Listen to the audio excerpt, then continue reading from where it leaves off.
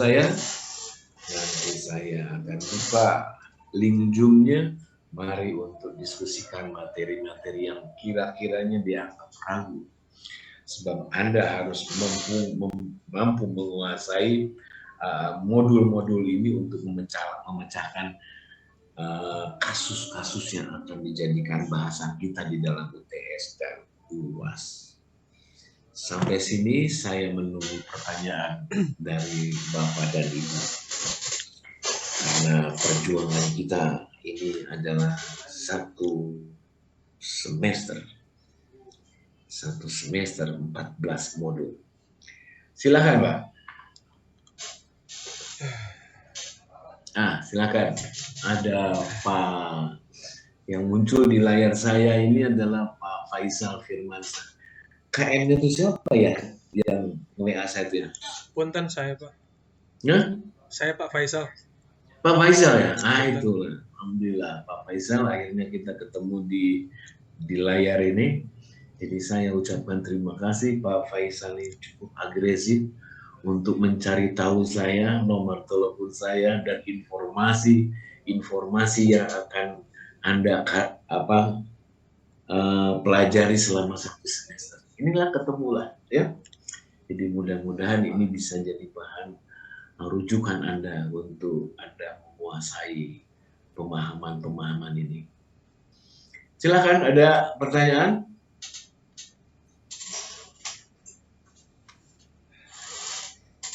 Izin, Pak. Bismillah. Siapa nih? Faisal, Pak. Faisal, iya Pak. Bapak. Bismillahirrahmanirrahim. Assalamualaikum warahmatullahi wabarakatuh. Waalaikumsalam warahmatullahi wabarakatuh. Yang saya hormati Pak Dr. Haji Dadang Dali. Senang dan bahagia bisa berjumpa perdana di kelas kita. Saya ingin sharing aja sih, Pak. Secara garis besar yang saya baca di buku panduan di bab 1 modul 1, Pak. Yang saya amati, mata kuliah ini mengajarkan kita banyak hal ya. Terutama bagaimana seorang pemimpin itu memberikan pengaruh, memberikan visi, bertransformasi. Mungkin kalau kaitannya dengan kondisi lapangan yang saya jalani, di tempat saya bekerja, di PLN, Pak, kami memiliki program transformasi, Pak. Bapak tadi sampaikan yang istilahnya agile. Nah, itu kami ada program transformasi, ada 4, Pak. Yang pertama itu lean atau kita lincah menghadapi disrupsi, perubahan-perubahan, banyak hal, baik disrupsi digital, disrupsi virus, maupun disrupsi milenial. Kita beradaptasi terhadap perubahan. Yang pertama lean. Kedua, transformasi yang kedua adalah customer focus. Customer focus artinya kita fokus memberikan kepuasan kepada konsumen, memberikan layanan kemudahan listrik. Kami bertransformasi. Yang dulunya kami manual, sekarang digital. Dulu nggak ada aplikasi, sekarang sudah ada aplikasi namanya PLN Mobile. Dengan aplikasi ini memudahkan, lebih murah, lebih transparan, semua dalam genggaman. Cukup buka HP, pelayanan PLN bisa datang ke rumah kita masing-masing. Itu dari sisi customer focus. Ada dari sisi green, energi hijau, Pak. Kami ikuti perkembangan zaman, di mana kita dituntut penurunan emisi karbon. Makanya kami juga saat ini dituntut bagaimana yang dulunya kami banyak PLTD ya, kan polusi tuh PLTD pakai bahan bakar minyak solar. Sekarang kita dituntut ngerubah green, energi lebih hijau, lebih ramah lingkungan. Kami dituntut untuk tenaga pembangkit listrik, tenaga yang ramah lingkungan, baik itu tenaga air, tenaga angin, pembangkit tenaga matahari, solar panel. Kami dituntut untuk berubah. Ada terjadi transformasi. Soalnya kalau kami nggak berubah, kami akan dirubah oleh keadaan. Karena kompetitor kami sudah banyak, Pak. Apalagi di Jawa. Sudah ada pesaing-pesaing. Apalagi di rumah-rumah itu sudah ada solar panel. Sudah ada rooftop fotovoltaik, atap surya, PLTS mandiri. Itu dari sisi green. Green, lean, inovatif, customer focus. Terakhir inovatif. Kami dituntut berinovasi terus, Pak. Bagaimana mencari pendapatan, nggak cuma penjualan listrik aja. Kami disuruh nyari penjualan di luar listrik. Ya, seperti kita menjual internet, jadi kompetitornya Telkomsel. Kita menawarkan layanan jasa instalasi listrik, aplikasi listrikku. Yang intinya kami bertransformasi, Pak. Mudah-mudahan di 1 semester ini dari praktisi lapangan yang sudah saya rasakan bisa dipadukan dengan teori-teori yang akan saya jalani selama 1 semester ini. Mungkin gitu, Pak, ringkasan sharing dari saya. Hatur nuhun. Terima kasih Pak Faisal, ini sangat menggembirakan. Satu pertanyaan atau satu pandangan dari KM ini sudah senang saya mendengarnya, bahwa ke depan untuk membuat kasus atau untuk menyelesaikan kasus ini tidak susah-susah untuk memberi pemahaman pada Bapak dan Ibu.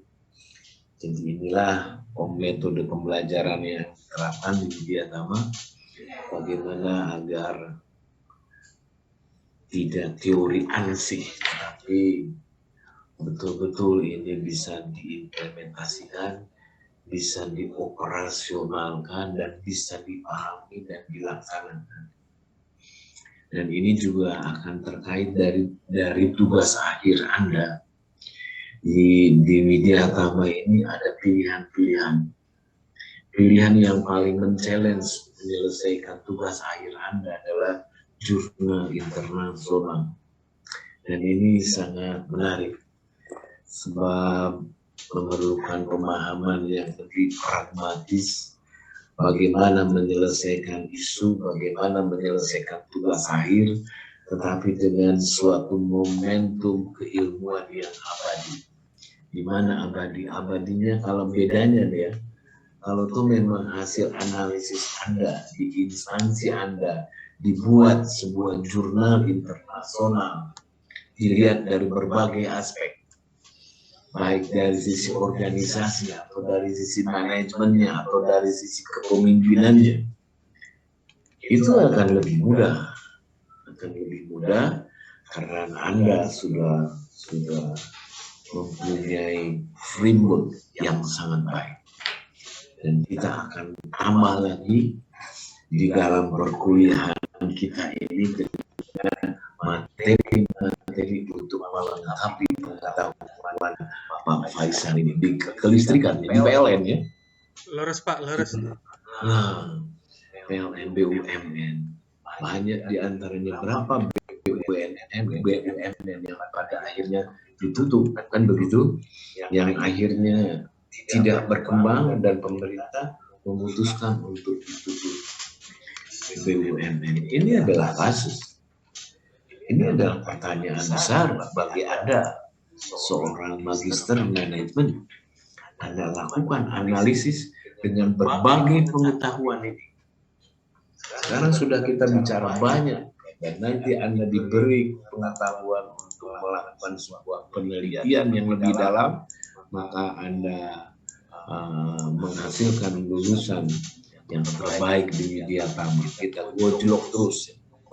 Jadi saya setuju dengan framework Anda, dan memang ada pertanyaan dari angkatan-angkatan sebelumnya, kira-kira apa yang kepemimpinan model apa ini?